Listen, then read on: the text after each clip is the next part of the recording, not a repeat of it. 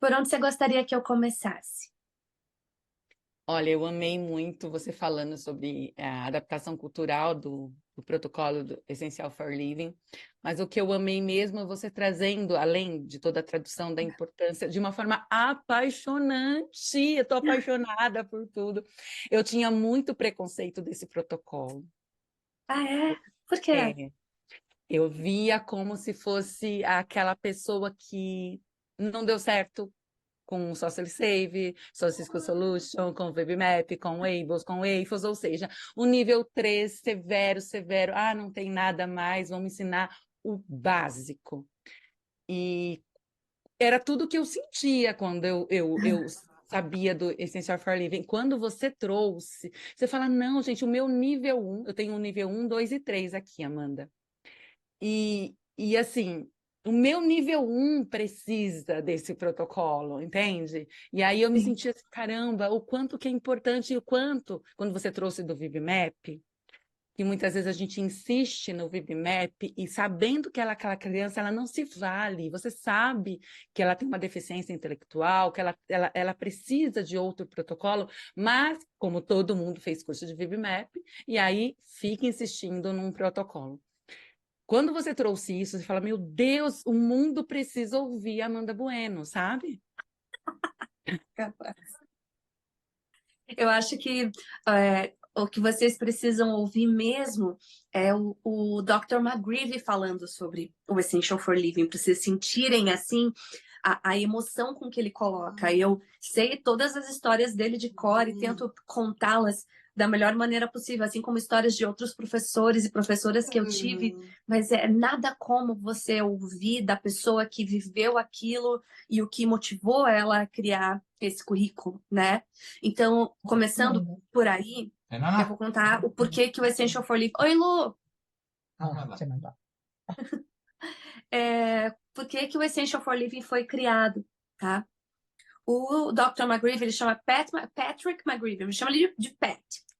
O Pat, ele fez mestrado e doutorado, mas a formação dele inicial é em educação especial. Então, existem formas diferentes nos Estados Unidos em que as pessoas recebem o tratamento. Os conceitos de aba não mudam, os procedimentos não mudam. Eles são escolhidos para a necessidade daquele momento. Então, ninguém pega um procedimento de aba e transforma ele em alguma coisa, né? Então, você tem uma ciência e você vai aplicar tudo que é necessário para aquele teu aluno. Então, a gente parte da premissa de que ele é um aluno ou um aprendiz. Geralmente, quem trabalha na área da saúde chama de paciente, mas quem trabalha com aba, independente se é saúde, educação, e na minha cabeça não tem essa separação, né? Mas é muito comum que para as pessoas isso tenha, né? Isso aí é da educação, isso aqui é da saúde. Enfim, não concordo já. Queria deixar claro de início. Mas a gente não chama de paciente porque paciente tem aquela impressão de que ele é passivo, né? E ao contrário, ele é ativo no processo. Essa é que é a grande questão.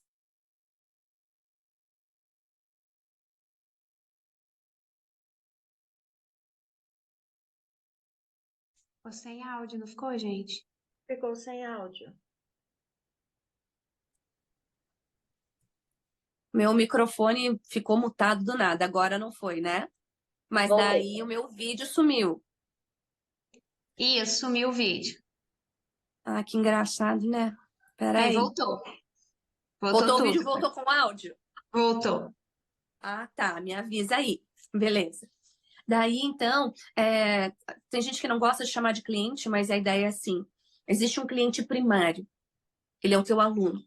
Tudo que você faz é voltado para as necessidades dele. Então, não é o currículo que você estudou que você vai lá, é esse que eu estudei, eu vou aplicar em todo mundo. Você tem que ter uma gama de currículos à disposição e dependendo do tamanho da equipe em que você trabalha, você pode se dividir. Ninguém pode ser especialista em tudo, tá? Então, esse é o primeiro ponto. Você não vai pegar o que você tem e encaixar em alguém.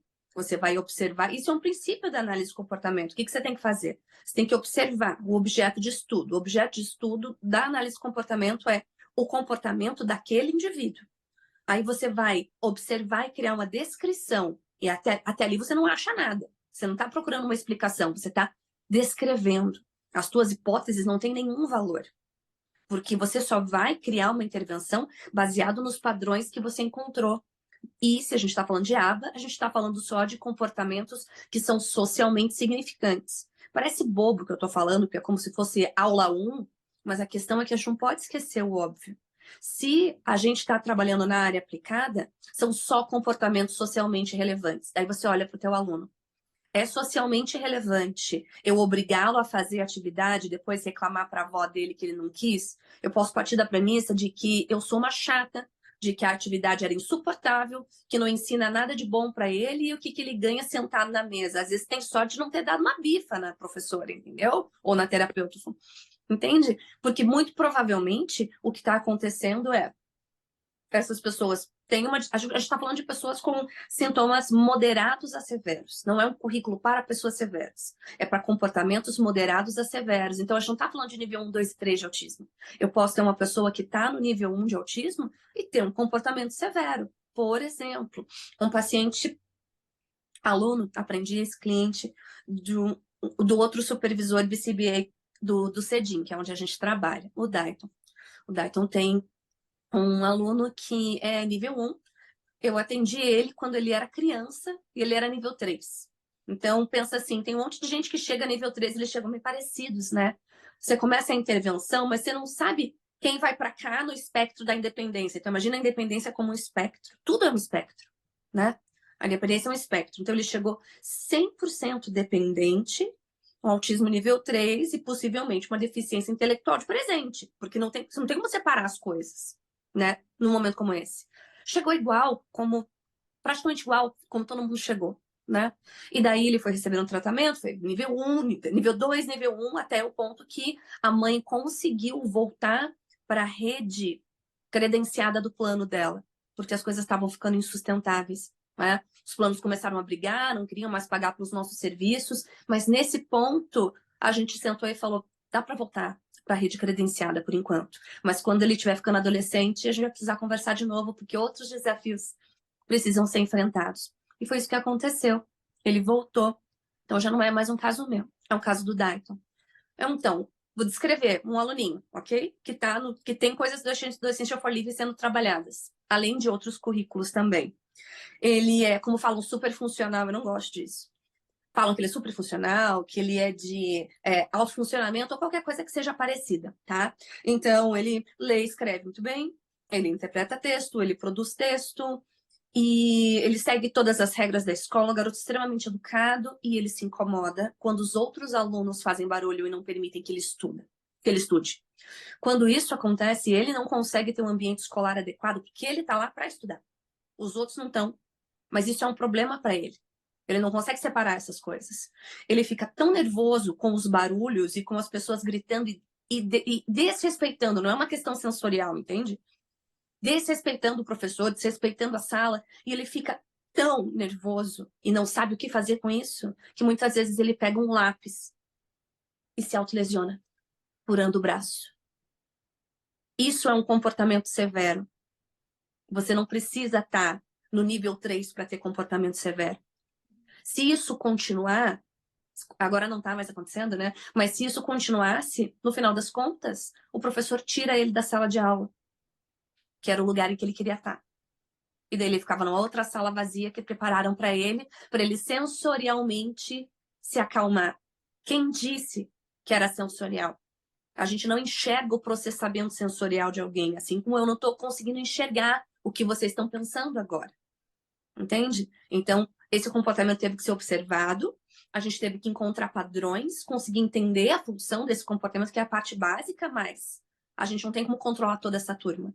A gente teve que trabalhar com esse adolescente, no caso foi um trabalho do Dayton, para que ele tivesse técnicas de automanejo, para dar conta disso e antes dele ficar nervoso e se autolesionar, ele chegar para a professora e falar uma coisa que para ele está no vocabulário dele, mas era muito difícil de fazer.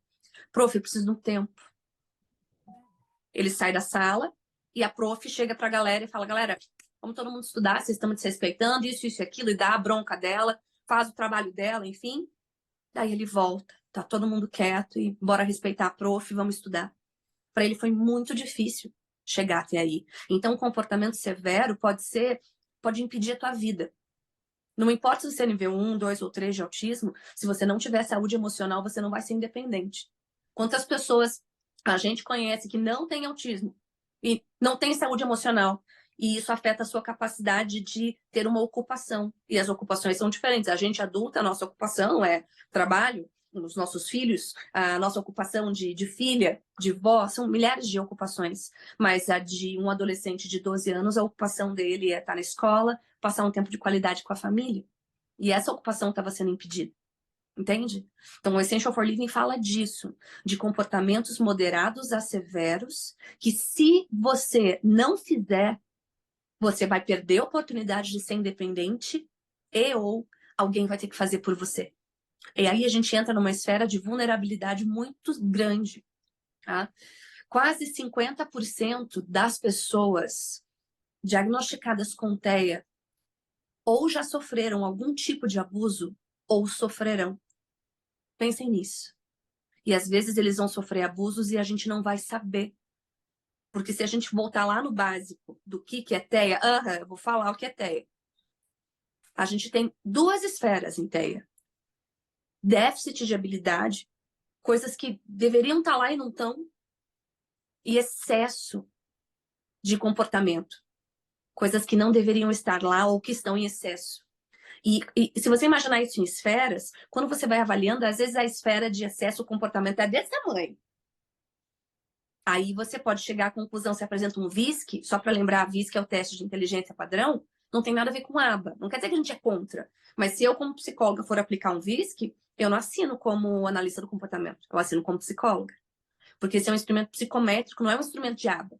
Um instrumento psicométrico é aquele que pega uma galera, um grupo, e vai encaixar o teu aluno naquele grupo, vai fazer um monte de testes nele, que não tem nada a ver com o mundo real, vai pegar o resultado de cada um dos subtestes dele e junta tudo em uma bolinha.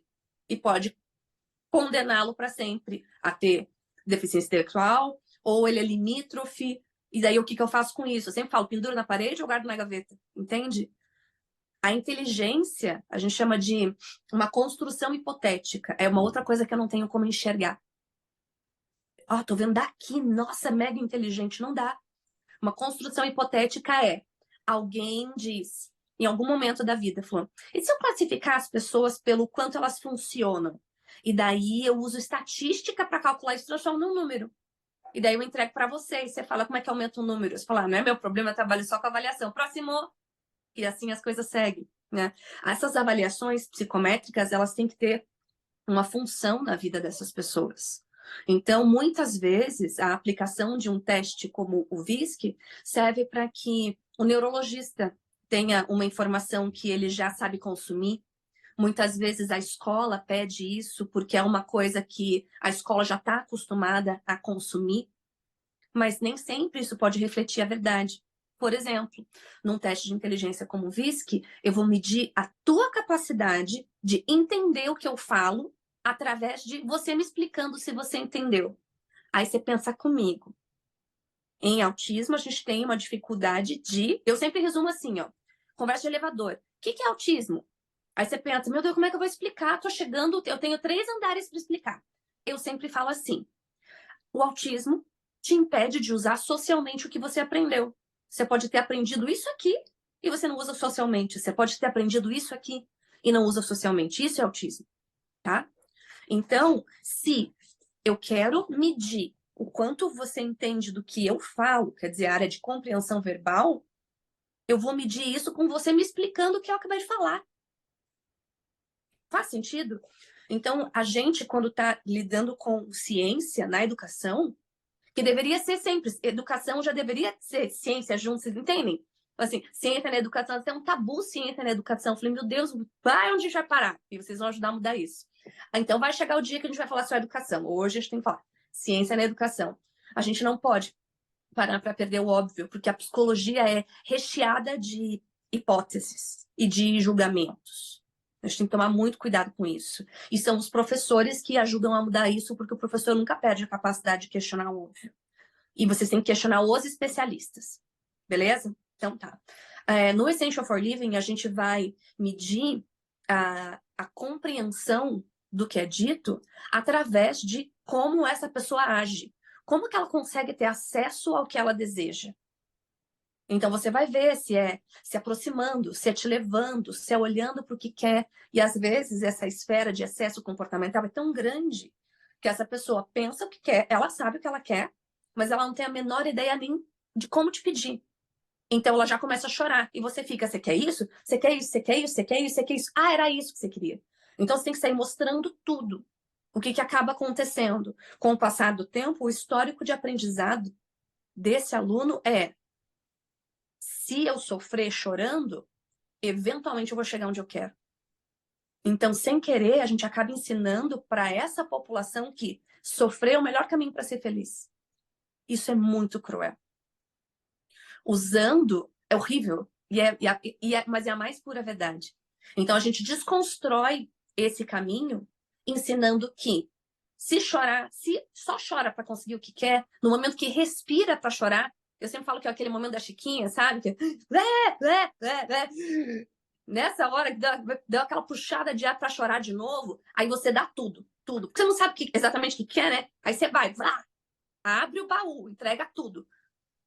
Aos poucos, a pessoa vai entendendo. Mas, nossa, quando eu tô mais feliz, não é que o negócio fica melhor? E daí essa esfera comportamental vai diminuindo, aí você vai associando isso não ao contato visual, porque ninguém precisa de contato visual o tempo todo. É muito estranho, senão daqui a pouco você fala, olha pra mim, olha pra mim. Aí você ensina a pessoa a ficar assim, ó. Gente, se eu tô andando no trânsito, alguém me olha assim, eu vou sair correndo. Que é a coisa mais estranha do mundo.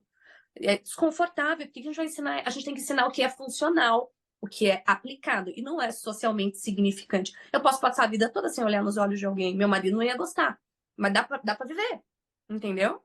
Ninguém precisa fazer isso por mim. Então, a gente ensina aos pouquinhos, quando a gente vai entregar as coisas, ao invés de jogar tudo, a gente entrega bem pertinho.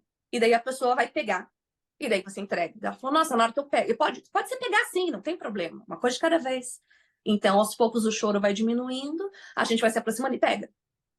E daqui a pouco, a gente ensina, na hora que vai pegar, a gente só dá um toque na mão e vira assim, daí a gente coloca, fala, opa, daqui a pouco é assim, entende? São sucessivas aproximações. Então, o Essential for Living faz com que a gente consiga coletar dados de cada pequena mudança. Não é objetivo, pedir o que quer, sei lá, apontando. Só que esse aluno tá só no choro. E você arremessando coisa, correndo para lá e para cá.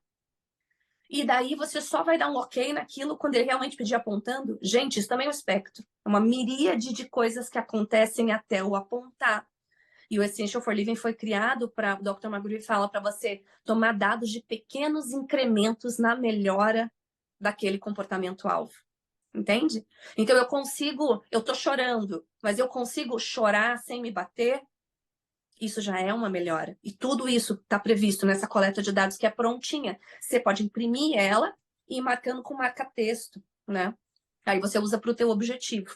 Né? Então, essa é uma forma. Dentro do Essential for Living, a gente tem uma outra coisa que se chama métodos de comunicação alternativa e aumentativa. Essas horas, geralmente, fono já pega. Vou ligar para o meu advogado agora, que essa louca quer trabalhar com isso, que o negócio agora é comunicação robusta. Eu falo, sim, eu vou pegar meu aluno, vou falar assim, olha só que linda prancha que eu imprimi. Toda comunicação tem que ser robusta. Aqui está o que você precisa, aqui estão todas as preposições. Gente, minha vontade de fazer uma fogueira com prancha de comunicação robusta, assim. Beleza. A gente tem que usar um método de comunicação alternativa para quem não está vocalizando, para quem não está verbalizando, ou aumentativa para quem está e não é suficiente. A gente vai pensar em cartões na hora, coisa impressa, tablet? Não. Existem, no Essential for Living, existem 46 opções de comunicação alternativa aumentativa. 46. E não é um baú que você vai tirando e vai testando. Primeiro, a gente vai analisar o repertório sensorial dessa pessoa. Segura, calma, muito importante. Se a gente está falando de aba, usa a nossa hashtag lá do Cedinho, aba de verdade. Quando a gente fala sensorial, a gente está falando de contato dos órgãos dos sentidos com o mundo. Então, quando eu falo, a aba não trabalha o sensorial. Eu falei, mana, mas eu Eu tô medindo como que fala, como que ouve, como que enxerga, como que toca nas coisas, o que que gosta, o que gosta de cheirar, o que não gosta de cheirar, a temperatura que gosta, a roupa que gosta. Tudo isso é sensorial. E é através dos órgãos dos sentidos que a gente se comunica com o mundo. Então, sim, aba trabalho que é sensorial porque as pessoas vivas têm sentidos. Então, fechou. Era um parênteses rápido, mas eu precisava lembrar disso, tá? Daí a gente vai ver o repertório sensorial desse aluno. Esse instrumento foi feito para comportamento moderado, severo, e agora eu vou adicionar a parte final, tá? Para deficiências que podem também ser múltiplas. Se a gente for pensar focando em autismo, 70% das pessoas no espectro do autismo têm mais alguma coisa. Desses 70%, vamos pegar só esses que têm o que a gente chama de comorbidade. Dentro dessa galera que tem comorbidade, 56% tem algum nível de deficiência intelectual. Mas também, amado, usando o VISC, se aplicar o VISC na gente, não sei o que vai acontecer. Porque daí eles perguntam umas coisas assim, ó. Qual é a relação entre estátua e poesia? E aí? Sei. Tá, eu fiz uma pergunta do teste para criança. Eu sempre falo para os pais, se você não sabe, não tem problema, é para criança. O problema é você não saber ou para adulto. Daí, porque os resultados dos testes vêm, os pais entram em pânico, né? Mais um diagnóstico e tal. Beleza. 56% dessa população tem algum nível de deficiência intelectual. Mas 10% tem alguma questão neurológica. A mais comum é epilepsia. Daí a gente sai da bolha, volta para 100%. De 100% das pessoas diagnosticadas com TEA, 30% têm epilepsia. Ou terão. E tem idades de risco que são mais importantes. Até os 5 anos. Se não teve até os 5 anos, você dá uma respirada. Mas os hormônios da adolescência amam epilepsia. Tá? E isso só já vale uma live. Lembrando, eu não sou neurologista. A ideia aqui, o analista do comportamento, quando ele entende que ele é um professor, ele encara as coisas da seguinte forma. Eu passo mais tempo com esse aluno do que o neurologista, muitas vezes do que o terapeuta. Eu passo 20 horas por semana com ele, beleza? Quem vai enxergar algum evento epilético? Vai ser o neurologista ou vai ser você? Então, esses treinamentos servem para deixar a gente, é como se a gente fosse uma máquina que a gente dá uma calibrada para você poder enxergar esse tipo de evento. Porque quando você enxerga o evento epilético, quer dizer que lá dentro o negócio já estava... E nem sempre dá para ver. Então, isso é extremamente importante. Porque epilepsia é um fator limitante para aprendizado, porque ele afeta a neuroplasticidade. Então, você ensina, e pode perder. Então, você tem que ensinar massivamente, porque caso você perca, você ainda consegue evoluir sempre. A epilepsia é extremamente perigosa. E muitas vezes ela se torna a condição de base. Você acha que o autismo é o que você tem que encarar. Mas se você tem epilepsia, as coisas se invertem. Então, para quem está no espectro do autismo, a condição de base é extremamente importante. A gente não fala de cura, porque não é uma doença, mas às vezes vem doença junto. E epilepsia é uma doença, entende? Então, macrocefalia também é comum, hidrocefalia e enxaqueca e dor de cabeça. Agora, pensa comigo. Teu aluno fala, gente, estão sentindo esse cheiro? Acho que eu tô meio enjoado. Não sei, apaga a luz. Não tô boa hoje. A gente não trabalhar com enxaqueca, não quase tem um treco. Como é que é para eles? Aí volta na agenda. Teve crise na escola. Você tem que parar para pensar se esse aluno está sofrendo, se ele está sentindo dor. Então, é esse tipo de observação que o Essential for Living ajuda a gente a fazer. Beleza, a gente está no método de comunicação alternativa aumentativa. Vou ver o repertório sensorial. Ele enxerga, ou ele tem algum nível de deficiência visual ou total. Aí vai para deficiência auditiva. Qual é o tipo? E às vezes é deficiência múltipla. Anda, é ativo ou inativo? Por que isso é importante? Eu já tive um aluno que ele não andava e era ativo. Ele se arrastava por tudo, ele não parava um segundo. E ele cantava, mas ele não falava.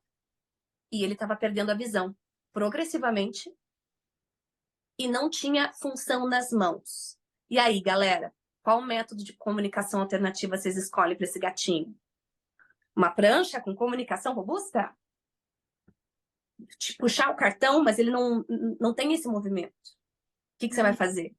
Então, você tem que separar todo esse repertório sensorial e colocar os comportamentos moderados a severos que tem a ver com comunicação, porque às vezes usar um tablet com um programa específico para esse aluno seria o ideal, mas se ele está nesse momento com um comportamento moderado a severo relacionado à comunicação alternativa, você monta um tablet bonitão, na primeira ele faz foi-se todo o dinheiro, nem foi, né? Porque a família está pagando, vai ficar 24 meses pagando. Entende? Então, muitas vezes, é esse comportamento moderado a severo relacionado à comunicação e linguagem que é o problema, tá? E daí a gente tem que focar nisso, porque a coisa mais importante do mundo é você pedir o que você quer. Aí a gente está falando de Declaração Universal de Direitos Humanos, entende? Nada é mais importante do que pedir o que quer. Se você não ensina o teu aluno a pedir o que quer, ele nunca vai poder dizer o que ele deseja, o que ele sonha, o que ele planeja para o futuro. A gente está inviabilizando a possibilidade disso acontecer. Porque aquele aluno pode chegar super grave e pode ser aquele outro que enfrenta o problema na escola de, galera, cala a boca que eu quero estudar. Você não sabe. Quando o teu aluno chega nas tuas mãos, você tem que assumir a responsabilidade de, possivelmente, pela vida dele, ao longo da vida.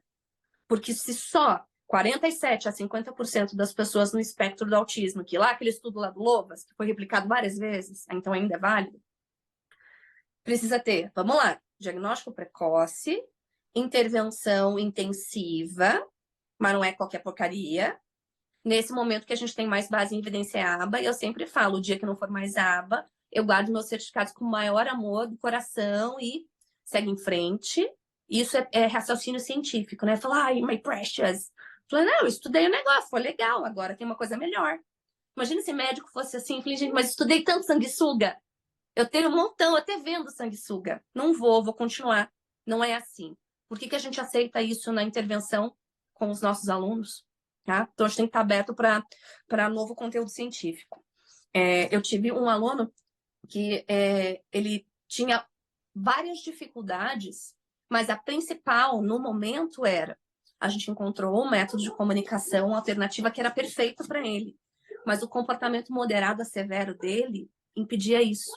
Para essa criança, usar os cartões era o ideal, mas sabe o que ele fazia com os cartões? Ele pegava todos, enfiava todos na boca, até todos estarem molhados, e depois fazia chuva, e ele gostava de arremessar objetos pela janela, ou em você. Então, os cartões passam... Isso é um ninja, né? Passa a mão, arranca tudo, enfia na boca, faz a chuvinha, nisso a pasta voa na tua cara. E 2 segundos isso aconteceu. Entende? Então, a gente teve que trabalhar esse comportamento primeiro. Esse era o mais importante de todos, porque senão ele não ia pedir. Se você não tem o raciocínio clínico que o Essential for Living ou outros currículos que não seguem a ordem dos marcos do desenvolvimento, eles seguem a ordem de o que eu preciso para ser a pessoa mais independente possível na minha condição. Essa é a ordem do Essential for Living. O que eu ia estar fazendo? Eu ia estar treinando a apontar em cartões com ele sentado na mesa. Mas ele não senta, eu vou ter que treinar ele sentar. E a vida dele ia se esvair. O máximo que eu ia conseguir ele apontando coisas para depois eu entregar algo que ele quer. Por que eu não ensino ele a pedir o que ele quer? Entende? Essa é a barreira que a gente tem que diminuir. Então, essa é a parte central do Essential for Living. Escolher o método de comunicação alternativo aumentativo adequado, caso ele seja necessário. Tem casos em que ele não é. E ele muda. Não é porque você está em um método de comunicação agora que você vai usar ele para sempre. Você tem que escolher um método de comunicação de base e você usa outros para poder apoiar. Aí eu sempre falo da história da menina muito esperta que usava uma pastinha. Naquela época era exatamente o PEX, seguindo todos os protocolos, era PEX. Não era uma pasta com cartões. Dá para fazer de várias formas, o dela era o PEX. Beleza, ela andava para lá e para cá usando o super funcional e ela subiu na cama elástica na escola, num dia de sol, e não queria descer. E estava morrendo de sede. Ela não é boba nem nada, vai descer, alguém vai tomar o lugar dela. E lá ela ficou. E ficou, num sol de rachar, ficou. Para pular uma parte longa da história, o nariz dela começou a sangrar. Se ela estivesse usando o sinal de pedir água, ou qualquer outro sinal adaptado, que é uma das formas de comunicação do Essential for Living, ela bem gatona, lá da cama elástica, olhava para a prof, fazia assim, ó, a água ia aparecer magicamente na mão dela, ela ia tomar e seguir a vida. Entende? Então, essa é a parte central do Essential for Living. Você escolhe o perfil vocal dessa pessoa, que pode ir do 1 até o 6, sendo o 6 o mais difícil e o 1 o mais próximo, ou exatamente o perfil vocal que as pessoas usam, o que é o que a gente está usando agora, né? E daí você vai mapear as habilidades essenciais para viver, que a primeira é dos 8 essenciais, e agora tem a novidade que são 9, são os 9 necessários, mas vamos chegar lá, tá? Nos 8 essenciais, a primeira é pedir. E o McGreevy tomou cuidado de usar vocabulário que não é jargão científico, porque o Essential for Living foi criado para uso de professores, tá? Então, esse foi o intuito. Foi criado para ser usado através de professores dentro de escolas de educação especial, da escola regular ou de escolas que são específicas de transição, porque nos Estados Unidos tem muita escola de transição, tá? Por isso que a linguagem é utilizada sem nenhum jargão. Então, não é mando, é pedido, tá? Então, você vai trabalhar os pedidos, as habilidades de tolerância. Gente, tolerância é fundamental. Se eu não consigo esperar meu prato sair do micro-ondas, como é que eu vou pegar um ônibus? Como é que eu vou viajar com a minha família? Como é que eu vou no restaurante? Como é que eu vou numa festa de aniversário? Eu chego lá, a mesa tá feita. Ué, para quem? Para mim, bora comer doce. Não, não pode, tem que esperar o parabéns. Então, treinar tolerância é fundamental. E a gente faz isso. Às vezes, precisa ser com 1 segundo. Eu tinha uma pacientinha que só ficava 3 segundos no consultório. A família atravessava a cidade inteira para ela ficar 3 segundos. Hoje ela consegue ficar 6 horas com a gente, mas foi um tempo para que isso acontecesse, tá? Então as habilidades de tolerância são fundamentais e o que a gente considera essencial é tudo que tem a ver com saúde e segurança. Então, se eu não tolero ser examinado, se eu não tolero que o dentista... Se eu não tolero escovar os dentes, como é que eu vou tolerar ir ao dentista? Quando eu for ao dentista, o negócio tá mal. Eu tenho que ser sedado ou amarrado e eu tenho que fazer um tratamento de canal. Ou vocês acordam de manhã e falam, nossa, a vontade de ir lá fazer uma profilaxia no dentista, fazer aquela limpeza básica, não dá. Ou fala, nossa, faz 6 meses que a gente não faz exame de sangue, vamos dar uma passadinha rápida lá no laboratório? Rapidão. Isso não vai acontecer se você não trabalhar as habilidades de tolerância. E daí tem as questões médicas envolvidas. Porque essa pessoa pode ter, por exemplo, infecção urinária recorrente. Isso acontece muito em mulheres, né? Especialmente num determinado momento da vida. Então, como é que eu vou fazer para coletar urina? E se precisar fazer fisioterapia para os rins? Como que eu vou tolerar? Então, as habilidades de tolerância relacionadas à saúde e segurança são as mais importantes. Depois você lista todas as outras que são importantes na tua vida a serem toleradas. Por exemplo, esperar o ônibus chegar ou esperar o carro. Aí você vai mapear centrado no teu cliente primário. Teu cliente secundário é a família. O cliente terciário é o provedor de fundos. Você tem que prestar contas para o provedor de fundos, claro, protegendo os dados que são necessários, tá? Você passa, então, por esses 8 essenciais, e daí o nono agora, que são os 9 necessários, são as habilidades de me divertir. A gente sabe como se divertir. A gente pode, sei lá, você pode ler um livro, você pode tomar uma taça de vinho, pode assistir TV, você pode ficar no TikTok, qualquer coisa. Você sabe como se divertir. E o teu aluno sabe como se divertir? Ele consegue se divertir sozinho? Ele é boa companhia para ele? Ele consegue se divertir com os outros, sem pensar nele, né? Ele é boa companhia para ele? Não sei. Você tem que pensar que se ele só gosta de brincar com pedrinhas de brita, e a gente teve uma criança assim, a única forma dele continuar se divertindo e ser um bom amigo para ele era carregar a brita na mochila. Isso limitava todos os espaços que ele podia ir. Então a gente começou a carregar a brita na mochila e foi procurando brinquedinhos que fossem parecidos, o tamanho da brita, coisas que fossem mais leves. E daí ele virou o melhor amigo dele, brincando com as coisas pequenas, que é o que ele gosta.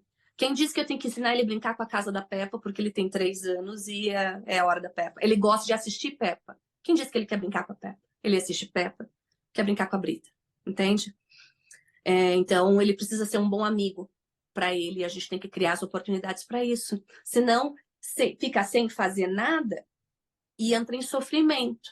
Especialmente quando a gente tem que falar o telefone, né? A gente fala, alô, se ele tem o que fazer para poder se divertir, ele cuida dele mesmo. Isso tem a ver com saúde emocional. Se a gente passa dias e dias sem fazer alguma coisa para a gente se divertir, os sintomas de ansiedade e depressão vão bater na gente. E neles não batem. Uma das comorbidades são sintomas de depressão e ansiedade, especialmente na adolescência, tá?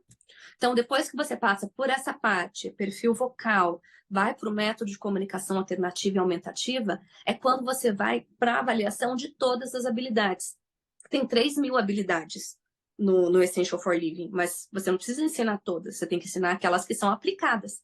Então, a gente marca muito não se aplica, porque às vezes se aplica no futuro, mas não é tão importante agora. E dentro dessas habilidades a serem ensinadas, a gente divide em domínios. Domínio de pedido, de ouvir e responder, de tolerância, e tem várias áreas, habilidades instrumentais, que é como eu vou usar coisas para poder me virar em casa, como que eu vou lavar uma louça. Mas antes de ensinar a lavar a louça, a gente ensinou a limpar o bumbum. Por quê? Se eu não ensinar a limpar o bumbum, alguém vai ter que limpar. E aí que ele fica vulnerável. Então, a gente está falando de um adolescente agora, né? Se eu estou chamando para lavar a louça, poxa, eu não sou só da sala, cara. Vamos trabalhar na casa, você mora aqui, né? Mas se a gente está falando de uma criança, a ocupação dela não é lavar a louça. A ocupação dela é brincar. Se ela não consegue abrir brinquedos, talvez ela brinque só com a brita. Talvez não seja a preferência dela. Talvez ela não consiga abrir um brinquedo, ela não consiga rosquear alguma coisa. Tudo isso tem que ser avaliado. E você tem que ensinar essas habilidades instrumentais. E ensinar a limpar o bumbum. Então, ao invés de estar numa mesa com cartões e você dizendo aponta o hipopótamo, tem lá um poste, o McGreevy sempre fala isso. Em qual situação você encontra um poste e um hipopótamo juntos? Daí eu falei para ele, acho que nunca. Ele falou, então para que usar cartão? Eu falei, nossa, eu sou uma idiota. Não pensei nisso antes. Por quê? Porque a gente não tem que pensar tudo sozinho, a gente tem que aprender com as pessoas que podem ensinar a gente. Sempre lembrando de dar um Google no currículo Lattes do teu suposto especialista, tá bom? Tarefa de hoje. Dá um Google no currículo Lattes, tá bom? Extremamente importante, tá? Única tarefa, tá? Não tem tarefa. Essa é só essa. Né? Então, você tem que se questionar o quanto do tempo da terapia está sendo dedicado a levar essa pessoa a ser mais independente possível. Caso contrário, você pode ter um aluno super tolerante que fica um tempão na mesa, fazendo um monte de coisas que não são úteis para a vida dele, e chega em casa, você tem que dar a comida na boca, você tem que fazer com que a comida seja muito mole, porque ele não sabe mastigar, porque ninguém viu se a língua dele mexe de um lado para o outro, levando o bolo alimentar de um lado para o outro. Porque daí as pessoas estão tentando tratar a seletividade alimentar dele com coisas que não tem nada a ver com esse tratamento. Tá? Então, você tem que enxergar a saúde desse aluno como um todo. E o Essential for Living é um guia para você poder fazer isso. Aí, dentro desses domínios, a gente separa em 4 grandes grupos. O que é o mais importante para viver? Coisas que, se eu não fizer, alguém vai fazer por mim. O que é importante aprender. O que é desejável aprender e o que é assim, a cereja do bolo. Vocês sabiam que está ali na cereja do bolo ler e escrever? Porque tem uma lista de coisas que são essenciais para viver, como, por exemplo, fazer minha própria higiene, colocar a minha própria roupa, tirar a minha própria roupa, tá? Andar na rua sem precisar ter 15 anos e estar segurando a mão porque você não confia no estacionamento, você não confia soltar. Quando você vai pagar alguma coisa, você torce para quando você soltar a mão, não fugir. Então você já sai meio com o cartão meio aqui, com a chave meio aqui. Isso é muito mais importante do que ler e escrever, tá? Enquanto as pessoas vocês conhecem que são adultos, idosos, que não aprenderam a ler e escrever, criaram seus filhos e pega o ônibus e faz tudo isso, entende? Mas eles têm todas as outras coisas que são essenciais. Então é uma questão de mudar, é como se fosse mudar o paradigma mesmo de como a gente encara as coisas, né? E tem as questões de aprendizagem de leitura, escrita, acadêmica dentro do Essential for Living também, beleza? Depois que você faz isso, é que você vai escolher quais dessas coisas que você identificou que devem ser ensinadas, que você vai ensinar agora. E daí você começa a ensinar. Então, o Essential for Living, ele não é uma avaliação. É uma avaliação que te dá resultado com metas específicas. É um currículo, porque ele tem uma ordem específica, tá? Então, ele tem uma estrutura, por isso que ele é um currículo, ele tem uma estrutura. e ela é adaptada à necessidade do teu aluno. E terceiro, ele é um manual de trabalho. Você fala, tá, tem as metas, faço o que agora? Sei lá, você pega, sei lá, as metas do VibMaps, tem as metas, eu ensino como, né? Lá dentro tem os procedimentos em aba específicos para poder ensinar cada uma das habilidades que você julgou que são aplicadas para aquele momento da vida do teu aluno, pensando na família dele. Exemplo, eu recebi um encaminhamento de uma terapeuta ocupacional que trabalha com integração sensorial e a gente atendia a criança, né? A gente tinha aba e eu falando para a mãe, não precisa de integração sensorial, né? Ah, mãe, mas por quê? É porque não tem base científica suficiente e tal, mas ela gosta tanto. Falei, mas eu também vou ser feliz naquela sala. Quem não gosta? Mas tudo bem, isso é um assunto para um outro dia, porque é super polêmico. E daí a Theo decidiu que ela ia tratar a seletividade alimentar. Daí eu falei, beleza, mas como? Daí ela me explicou. Eu falei, mas você vai coletar dados disso? Porque essa criança está só comendo frango frito, pastel frito e macarrão sem molho. A gente não tem muito tempo até ela adoecer, você entende? Não, mas ela tá bem de saúde agora. Eu falei, agora, daqui 6 meses, você não sabe. Você vai assumir responsabilidade pelo tratamento? Não, eu vou dar a intervenção. Eu falei, não, eu tô perguntando se você vai assumir responsabilidade pelo tratamento de alimentação dessa criança. Vou. Eu falei, mãe, documenta, ok? Pede avaliação, pede objetivo e documenta. Beleza. Começou o tratamento. Aí eu falei, cadê o plano de tratamento? Ela me explicou. Eu falei, documenta, cadê o plano? O plano chegou, era um horário. Segunda, cozinhar shimeji todos os dias. No terceiro, a criança comia shimeji. Também, lembrei. Era shimeji. Não, era shiitake. Aí, na terça-feira, era o dia do macarrão. Porque tinha que ser sistematicamente exposta aquilo. E tinha uma ordem de coisas a serem feitas. Aí eu fui visitar até, ó, eu não queria falar por telefone. Fui visitar e falei o seguinte: já foi na casa dessa família? Não. Falei, é longe, né? Falei, é lá depois do pedágio, o primeiro pedágio da praia. Então, é muito longe daqui, né? Falei, eu já fui. Quando eu entrei na casa, eu achei que eu ia fazer uma avaliação na casa, porque a gente tem que ir, né? Eu achei que eu ia avaliar em casa. Mas quando eu cheguei lá, eu vi essa criança e o irmão entrando por uma porta, saindo pela outra e se jogando no mato. E dentro da casa tinham frestas, na casa de madeira, que dava para enxergar por fora.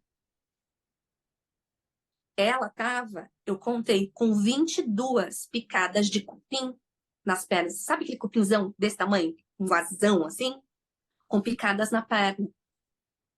E essa mãe estava sozinha, porque o pai sabe Deus onde está. Então, antes de fazer alguma coisa, eu levantei minha calça, porque eu estava com uma calça aqui, fui com uma calça errada. Levantei minha calça até o joelho, prendi meu cabelo aqui e falei, vamos limpar?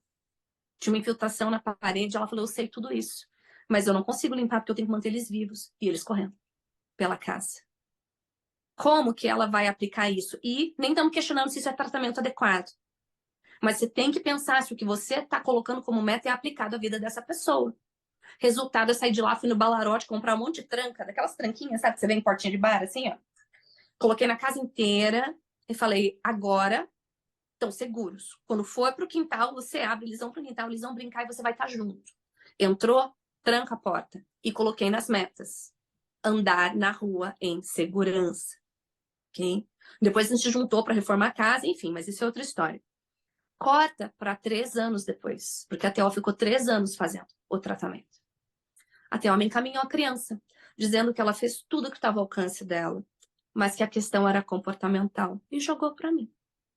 A criança estava com uma esofagite eosinofilíca, eu sempre erro essa palavra, que agora eu acertei, tá?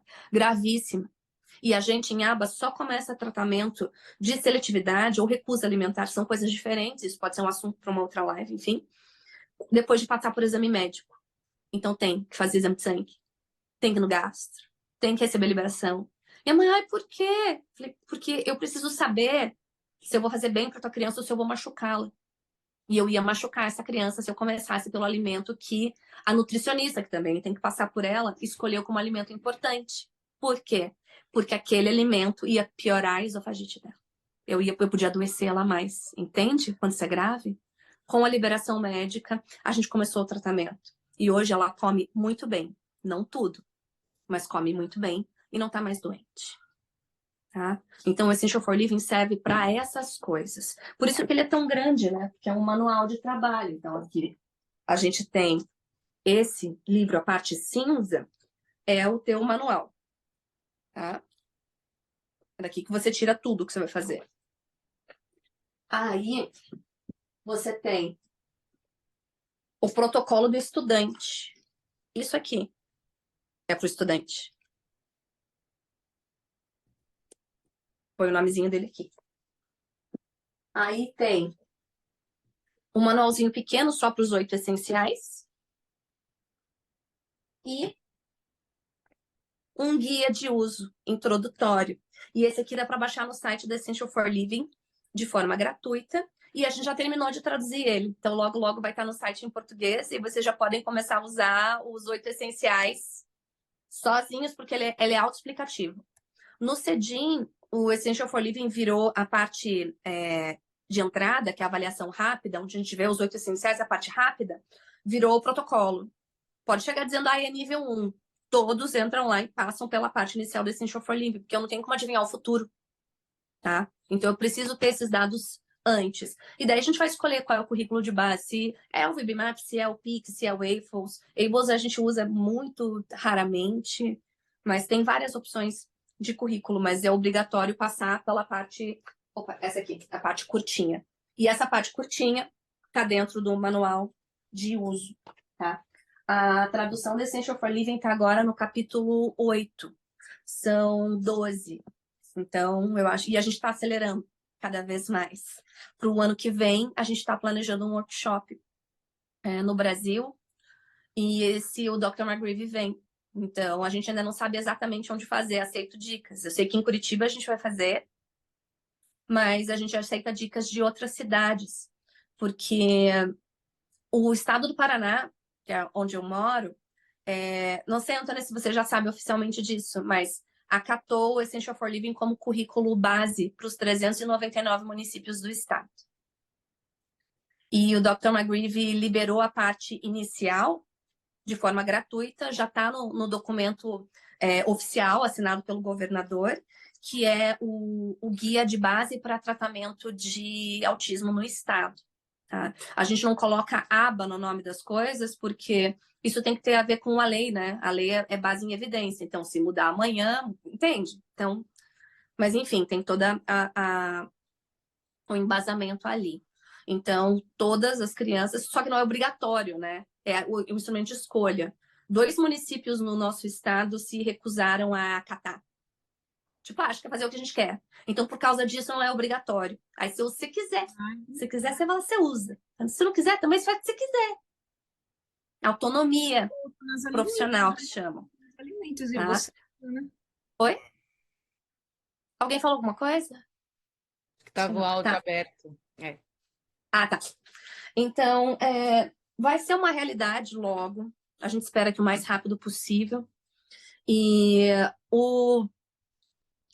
a parte de métodos de comunicação alternativa teve uma atualização e a gente vai traduzir ela e, se tudo der certo, a gente vai liberar ela de graça, como uma tabela no Excel, em que você vai marcando tudo e aparece esses 46 métodos de comunicação alternativa e aumentativa, ele vai aparecer para você como sugestões, ele vai trocando a ordem conforme o que você vai colocando. Então, não está do 1 ao 46, só na hora que você começa. Você vai colocando as questões sensoriais e as questões comportamentais, e ele vai mudando a ordem, te indicando, olha, dá uma olhada nesses 5 primeiros aqui com carinho, depois você olha o resto. Então, se tudo der certo, a gente vai poder disponibilizar isso de forma gratuita numa planilha de Excel. Beleza? Excelente, Amanda. Amanda, tem umas pessoas. Eu queria que você falasse, não sei. Eu estava olhando para a cara da Camila aqui.